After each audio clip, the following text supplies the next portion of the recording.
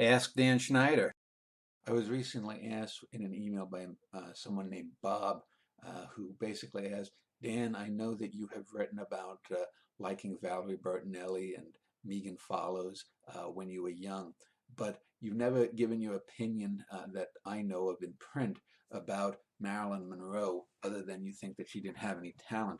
What did you think about her in terms of beauty versus other women of her time, such as Grace Kelly? Well, this is again the kind of question that that sort of is kind of you know pop culturally silly.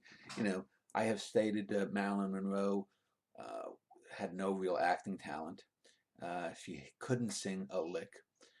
In her most famous film, Some Like It Hot, she's actually a bit on the overweight side. You can see chunkiness. You can see some fat back on her.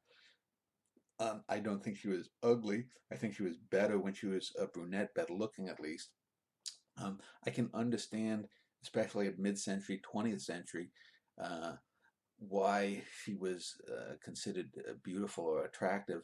Um, but on the other hand, if you look at the photos of a Grace Kelly that you mentioned, Kelly was so much more beautiful. Jane Mansfield was even more Marilyn Monroe-ish than Marilyn Monroe. Um, uh, and, you know, I would take Audrey Hepburn, Judy Garland at her peak, are more my types, and all of them are more talented. Grace Kelly, who wasn't a great actress in her own right, still was better than Marilyn Monroe. The whole Marilyn myth, I think, stems from the fact that she was basically passed around by a lot of rich and famous guys, Joe DiMaggio and Arthur Miller and the Kennedy brothers. Um, and she probably slept with who knows how many other people on her way up. So did Grace Kelly, and so did probably a lot of the other females of the day. Um, you know, you think of the Lana Turners, you think of, I can't even remember all of the 1940s and 50s pinup type babes, but all of them had more talent. All of them, uh, you know, I think were more attractive. Um, so just on that superficial level, yeah, I mean, the Marilyn Monroe phenomenon is like the Elvis or James Dean phenomenon that she died relatively young. I think had she stayed alive, she would have faded into obscurity.